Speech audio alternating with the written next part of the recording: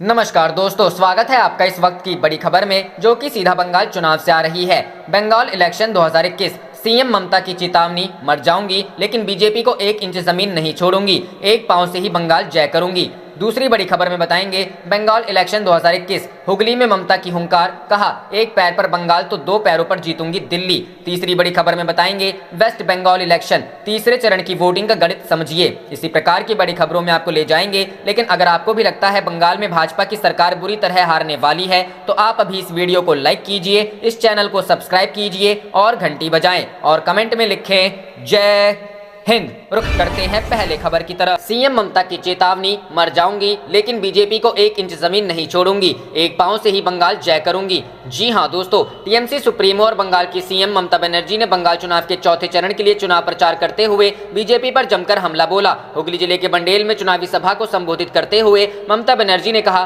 कि बंगाल पर गुजरात को शासन नहीं करने दूंगी, मर जाऊंगी लेकिन बीजेपी को 1 इंच जमीन नहीं छोड़ूंगी। ममता बनर्जी ने कहा, चुनाव के पहले जानबूझकर मेरा एक पांव तोड़ दिया गया है, लेकिन एक पांव से ही मैं बंगाल जय करूंगी और 2 पांव से आने वाले दिनों में दिल्ली दखल करूंगी। नंदीग्राम में पुलिस ने किया था अत्याचार। ममता बनर्जी ने कहा, कल फिर मतदान है, चुनाव के पहले पुलिस अत्याचार करे तो उसका वीडियो बनाए और उसे वायरल कर दे। नंदीग्राम में भी बूथ एजेंट को मारा, उसका नाक तोड़ दिया गया था, लेकिन जो एजेंट होगा उसे ठान लेना होगा कि जान से मार दे, फिर भी बूथ नहीं छोड़ेंगे। नंदीग्राम के चुनाव के पहले भी अत्याचार किया था, इस कारण मुझे बूथ में बैठना पड़ा था। मैं हूं ब्राह्मण की बेटी, नहीं करती कोई भेदभाव। ममता बनर्जी ने कहा, मैं तो जीतूंगी ही, जहां भी वहीं से जीतूंगी, लेकिन और सीटों पर भी जीत हासिल करनी होगी। इस अवसर पर ममता बनर्जी ने फिर से चंडी पाठ किया और अल्लाह का नाम लेकर दुआएं मांगी। उन्होंने कहा, मैं ब्राह्मण घर की बेटी हूं, हम सभी एक हैं, हमारे बीच कोई भेदभाव नहीं है। गुजरात बंगाल पर शासन नहीं करेगा, आने वाले दिनों में मैदान में खेलना होगा और बीजेपी को खाली करना होगा, दंगा करने पर पंगा लेना होगा। ममता बनर्जी ने छत्तीसगढ़ में माओवादी हमले का जिक्र किए भी, मंत्री बंगाल में बैठे रहते हैं, बंगाल दखल करेंगे, लेकिन पुलवामा में हमले हुए और पुलिस पर हमले हो रहे हैं, इसकी चिंता नहीं है। उन्होंने कहा कि कोविड के नाम पर चुनाव बंद नहीं करने देंगे। उन्होंने पहले ही कहा था कि वह पैसे देती हैं, सभी लोगों को इंजेक्शन दे, लेकिन इंजेक्शन नहीं दिया और अब बार बार लॉकडाउन किया जा रहा है। रुख करते हैं अगली खबर की तरफ। बंगाल 2021, हुगली में ममता की हुंकार, कहा एक पैर पर बंगाल तो 2 पैर पर जीतूंगी दिल्ली। जी हां दोस्तों, पश्चिम बंगाल में जोर शोर से विधानसभा चुनाव के लिए प्रचार में जुटी मुख्यमंत्री और तृणमूल कांग्रेस सुप्रीमो ममता बनर्जी ने कहा है कि मैं अपने एक पैर पर बंगाल जीतूंगी और भविष्य में मैं अपने 2 पैरों पर दिल्ली में जीत हासिल करूंगी। सीएम ममता हुगली में एक जनसभा को संबोधित कर रही थी। बंगाल में कल 31 सीटों पर वोटिंग होगी। जनसभा को संबोधित करते हुए सीएम ममता ने कहा, 8 चरण में चुनाव कर यह बीजेपी मंडल की तरफ से किया गया था। उन्होंने कहा, वर्तमान में कोरोना की स्थिति को देखते हुए क्या उन्हें थोड़े समय के भीतर ही चुनाव संपन्न नहीं करना चाहिए था।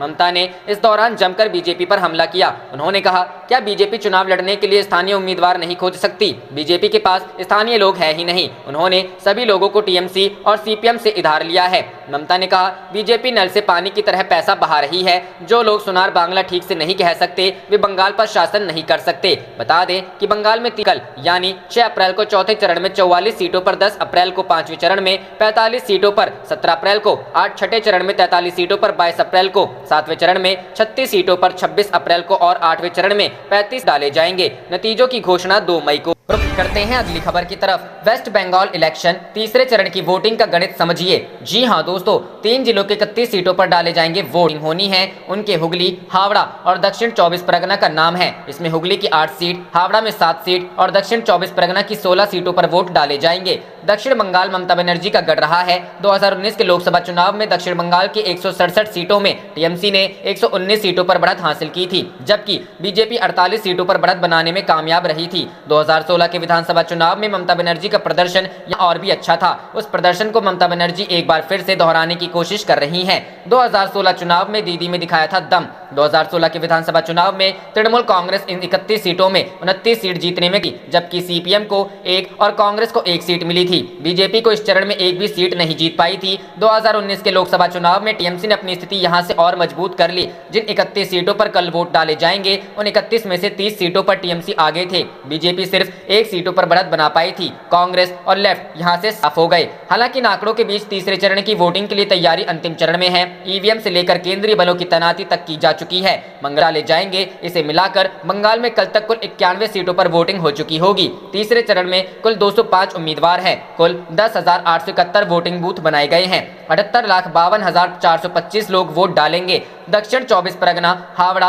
और हुगली में टीएमसी की प्रतिष्ठा दांव पर है। ये वो इलाका है जहां टीएमसी ने 2016 और 2000 किया था, लेकिन 2020 में इस इलाके में आए अम्फान तूफान के बाद यहां टीएमसी की राह मुश्किल है। स्थानीय लोगों में टीएमसी के खिलाफ गुस्से की बात रही है। अगर लोगों का गुस्सा वोट में बदला तो टीएमसी बंगाल चुनाव में पिछड़ भी सकता। रुख करते हैं अगली खबर की तरफ।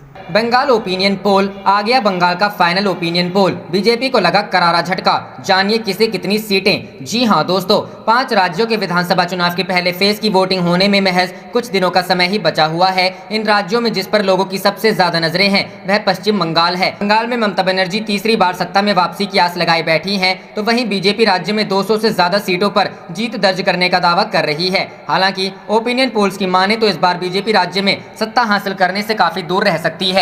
एबीपी न्यूज सी वोटर ने वोटिंग शुरू होने से ठीक पहले एक ताजा सर्वे करवाया है, जिसे उसने फाइनल ओपिनियन पोल बताया है। ओपिनियन पोल के अनुसार राज्य में एक बार फिर से ममता बनर्जी हैट्रिक बनाने जा रही हैं। मालूम हो कि बीते दिन एबीपी न्यूज ने एक और सर्वे एजेंसी सीएनएक्स के साथ मिलकर सर्वे किया था, जिसमें ममता बनर्जी को तगड़ा झटका लगता दिखाई दे रहा था। फाइनल ओपिनियन पोल में ममता बनर्जी की बल्ले बल्ले। एबीपी न्यूज सी वोटर के फाइनल ओपिनियन पोल में तृणमूल कांग्रेस बंगाल में बहुमत का आंकड़ा आसानी से पार करते हुए दिखाई दे रही है। राज्य की विधानसभा में 294 सीटें हैं और बहुमत का आंकड़ा 148 का है। ओपिनियन पोल के अनुसार टीएमसी को इस बार 152 से 168 सीटें तक मिल सकती हैं। इस लिहाज से आसानी से ममता बनर्जी राज्य में सरकार बनाने वाली है। वहीं बीजेपी एक बार फिर से 100 का आंकड़ा ही पार करती हुई दिखाई दे रही है। सर्वे में बीजेपी को 104 से 120 सीटें जीतने का अनुमान लगाया गया है। उधर कांग्रेस और लेफ्ट गठबंधन 118 से 26 सीटें जीत सकती है, जबकि अन्य को 0 से 2 सीटें मिल सकती है।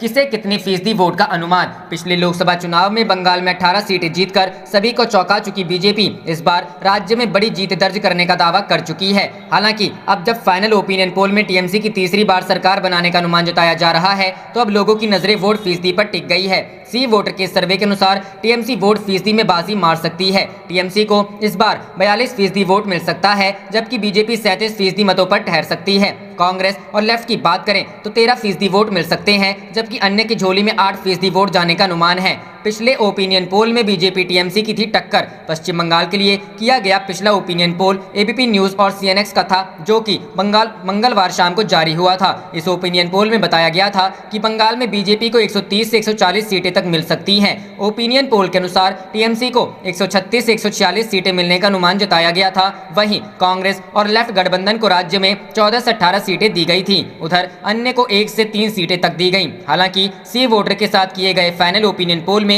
न्यूज चैनल ने टीएमसी को तीसरी बार सरकार में वापसी का अनुमान। रुख करते हैं अगली खबर की तरफ। ममता बनर्जी बोली, बंगाल पर कब्जा करने की कोशिश में गुजराती। जी हां दोस्तों, बंगाल की मुख्यमंत्री और तृणमूल कांग्रेस सुप्रीमो ममता बनर्जी ने हावड़ा के आमता में चुनावी जनसभा के दौरान रविवार को भाजपा पर फिर करारा हमला बोला। ममता ने कहा कि पीएम नरेंद्र मोदी सिंडिकेट 1 और गृह मंत्री अमित शाह सिंडिकेट 2 हैं। उन्होंने कहा कि वे तृणमूल सांसद अभिषेक बनर्जी, सुदीप बंदोपाध्याय और तमिलनाडु में डीएमके अध्यक्ष स्टालिन की बेटी के घर पर एजेंसियां भेज रहे हैं। उन्होंने आरोप लगाया कि वे सरकार लगातार केंद्रीय एजेंसियों का दुरुपयोग कर रही है। वहीं चुनाव आयोग पर भी बरसते हुए ममता ने भाजपा के इशारे पर काम करने व बंगाल में एक के बाद एक पुलिस अधिकारियों को बदलने का आरोप लगाया। ममता ने कहा कि वे भाजपा नेता किसानों को पैसा देने के बारे में बड़ी बड़ी बात कर रहे हैं। उन्होंने सवाल किया कि मैंने केंद्र सरकार को लाभार्थियों की सूची भेजी है, वे पैसे क्यों नहीं भेज रहे हैं। ममता ने कहा कि गुजराती, यूपी और बिहार से गुंडे लाकर बंगाल पर कब्जा करने की कोशिश कर रहे हैं। हम बंगाल को गुजरात की तरह नहीं बनने देंगे। ममता का इशारा मोदी व शाह पर था। मुख्यमंत्री ने कहा